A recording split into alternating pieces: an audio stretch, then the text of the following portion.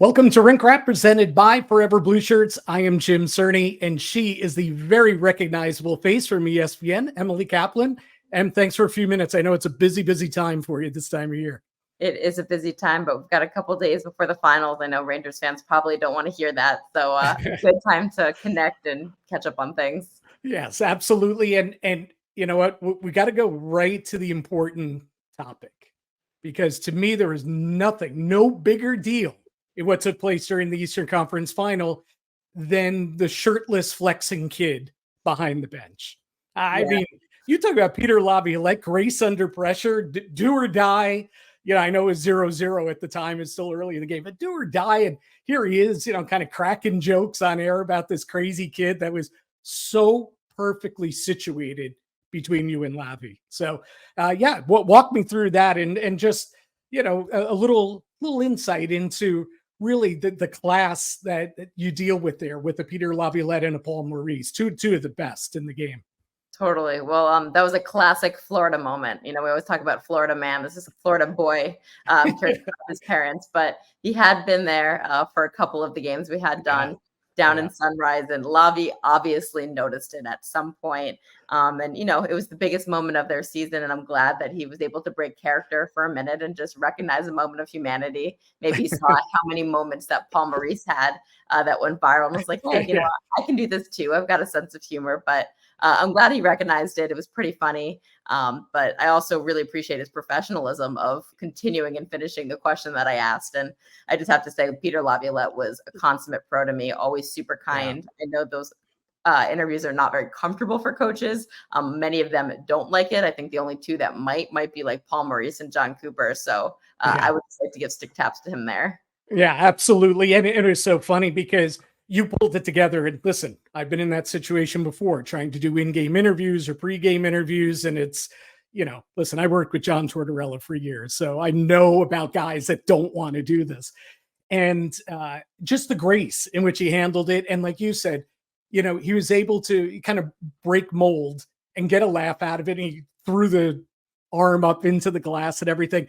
But I got to give you stick taps as well, because as this is going on, he's joking about it. And maybe in your mind, you're thinking, oh man, there goes the rest of the interview. It's lost.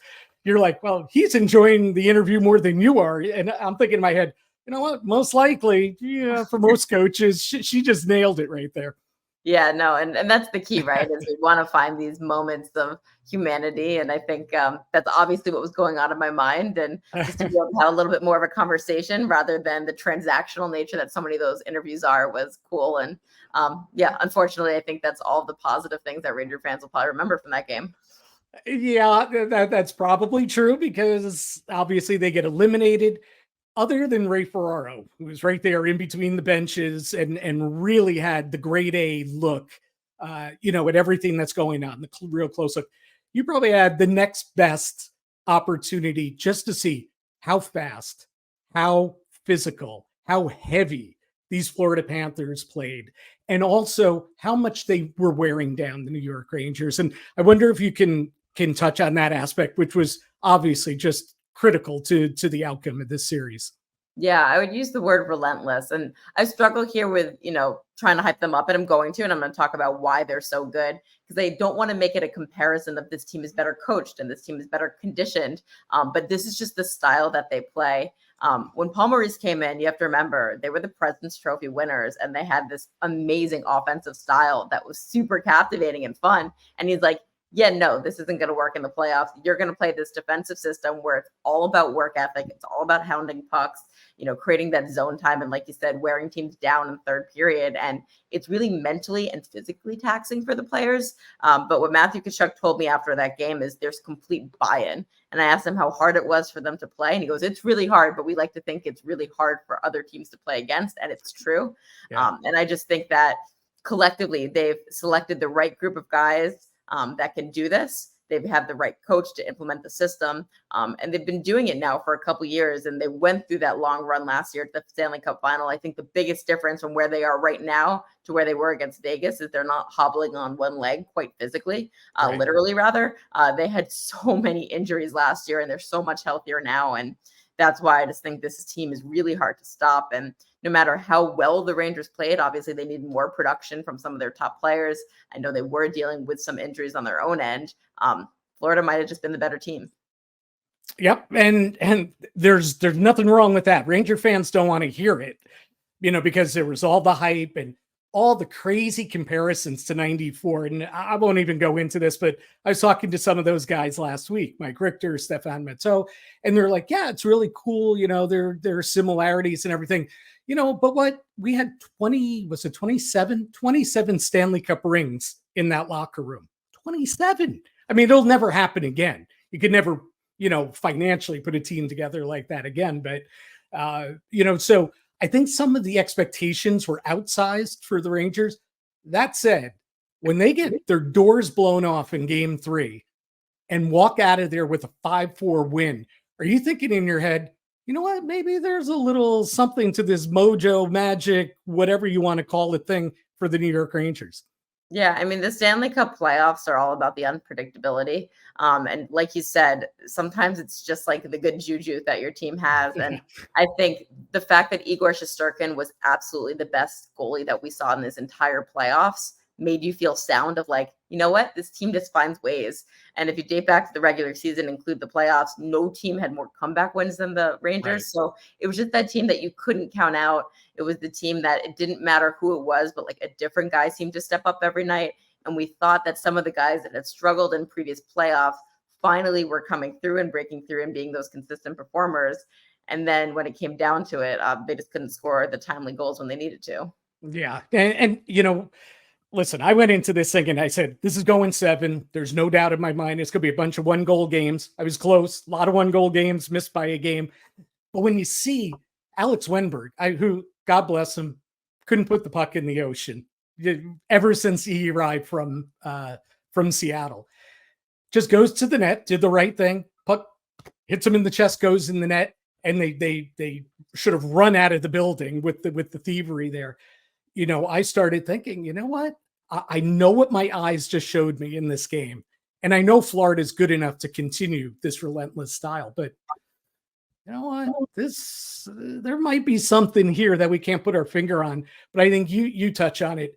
No matter what, as much as you need production up and down your lineup to win a championship, your best guys have to be your best guys. And the New York Rangers' best guys outside of Igor were not their best guys. Would you kind of agree with that? Totally. I think we'll remember this playoff run for the coming out party of Alexis Lafreniere, and hopefully he continues it. Vincent Trocheck, I think this is the best hockey he's played in his entire professional career, which is quite long now, and that's impressive. And that free agency deal is coming through to fruition just as it should.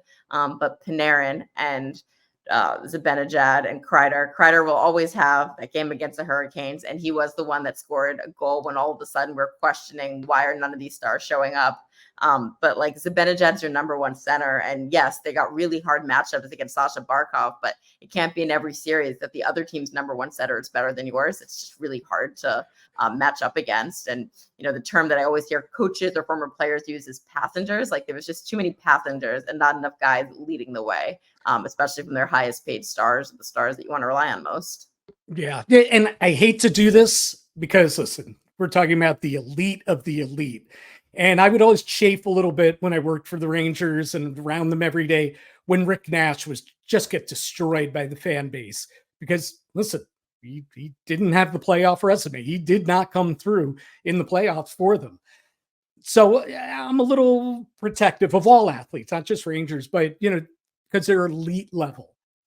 But boy, I cannot put my finger on why Artemi Panarin, after the year that he had, just was either incapable, credit the Florida Panthers, or unwilling to get to the areas where you score goals, because he was never there. How many times did he curl up and lose the puck? Just they swatted it right off his stick and boom, off the other way. So I know it's never one thing or the other, but incapable, unwilling, what'd you say? Yeah, I'm with you in that. I think sometimes we speak about these guys and we say what we see on the ice and we never know the full picture. We never know what they're going through, maybe even what some of their assignments were. And I do know that this team is extremely well coached. I think the players all bought into the system. And I think so much work for them all year, but when it comes to the playoffs, it is a different style. And I saw Artemi Panarin playing a lot of perimeter hockey, and that was the same issue that he played last year, and it was never more direct, and it was never quite at the net. And maybe it's just the way that he plays isn't quite suited for it. Maybe he can figure out a way to adapt, and maybe there is something else going on that we don't know about. And then it's hard for us to judge and, critique both him and Zibanejad, who I think also had some of those issues where it just was never forceful enough to create that offense. So I'd love to, I'm curious about their breakup day. This team is so tight-lipped. They're so secret with information.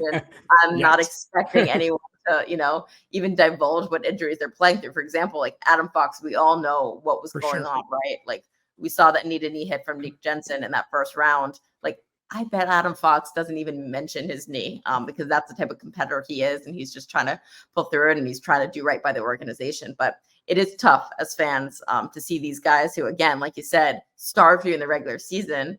It all dissipate when it comes and it matters most. Yeah. Emily Kaplan is our guest from ESPN, of course.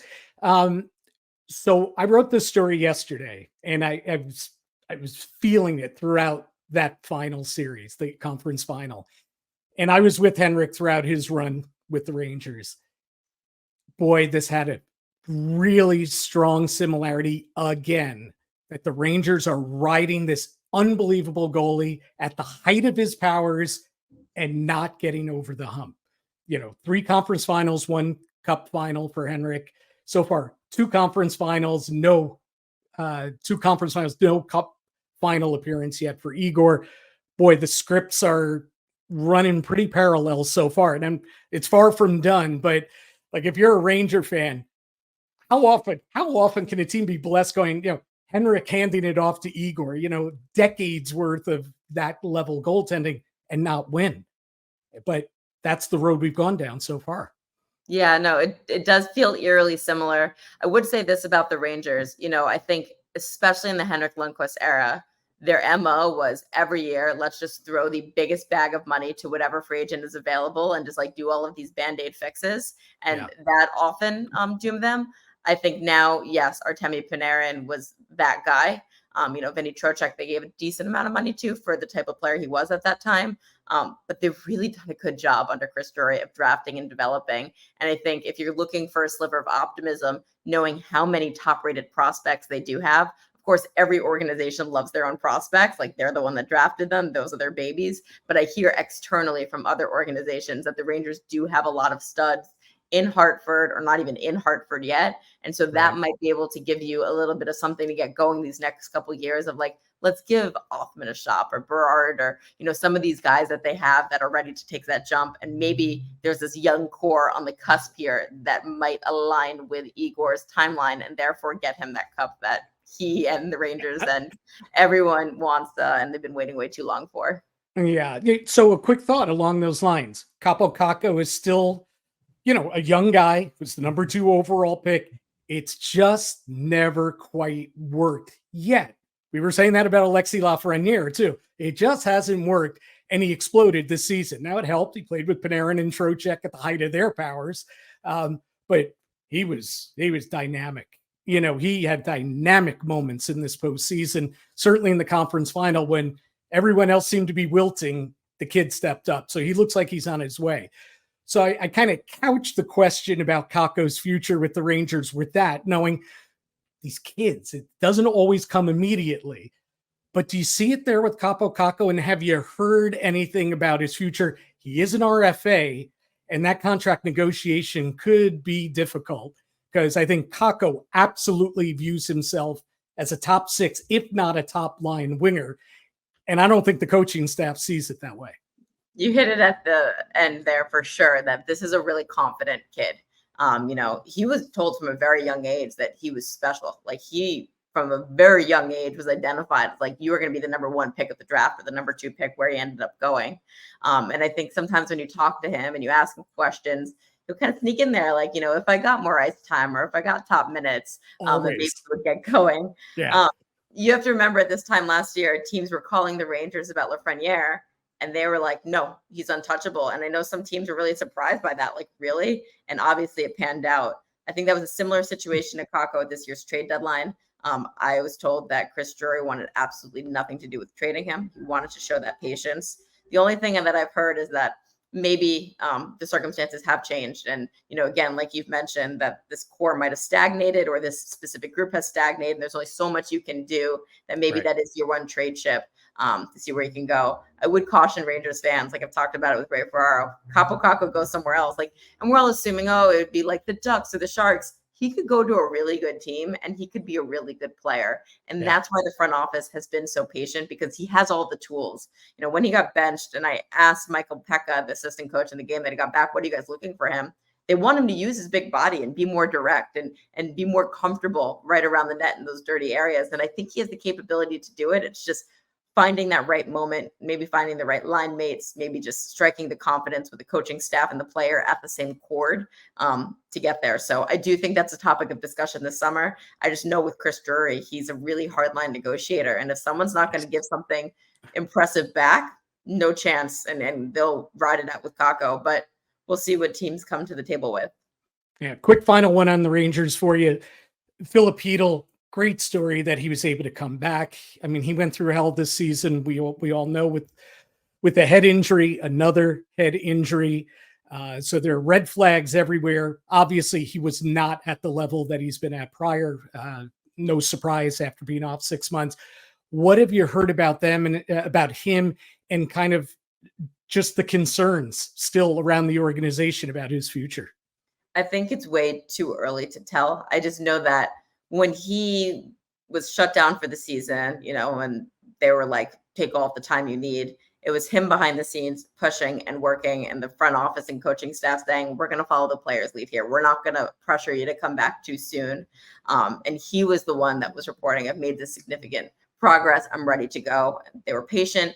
They put him in. He looked okay. He looked like a player who had only played a couple games in 6 months. Again, he wasn't super comfortable playing on the wing. In the final game, they finally get him back at center and hope that, maybe he can find his skating there.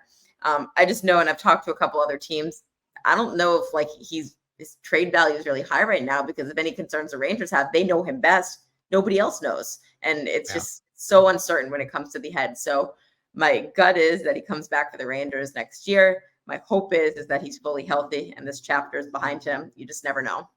Right. And then the absolute last one for you. Maybe you're uncomfortable, picking a team or another because you got to work it. But what do you see in the Stanley Cup Final? Just a quick thumbnail on the Stanley Cup Final. Yeah, I see an Oilers team that I completely discounted. I think Connor McDavid is going through something, and the best players in the world find ways. And early in the playoffs, he didn't even want to shoot the puck, and now he looks like his dominant self again. They have a goalie that they had benched, and now all of a sudden they trust. And a defensive system under Paul Coffey that's stymied the Stars, a very good team. And so I think they're riding in with a lot of momentum, but I do think they're underdogs against the Panthers, because I think the Panthers have just been there, done that. They have the depth, they have the identity, they have the stars that can show up on any given night. And my gut says it's going to be the Panthers, but it's the playoffs. It's always unpredictable. Yeah, especially when you have the best player in the world on the other side. But I agree. I kind of see Panthers in 6. Part of me even says 5, but we'll see. Hard to go against Connor McDavid, Leon You want my Draisaitl, summer to start earlier, don't you? I'm looking out for you. It's all about you. You know how that is. Well, ESPN would love 7 games. I'll tell you that. Yes, they would. Revenue. Good stuff. Of course, we'll be watching you during the Stanley Cup Final. Panthers and Oilers. Loved your insight on the Rangers and appreciate all the great work you do. Thank you, Jim. Appreciate you having me.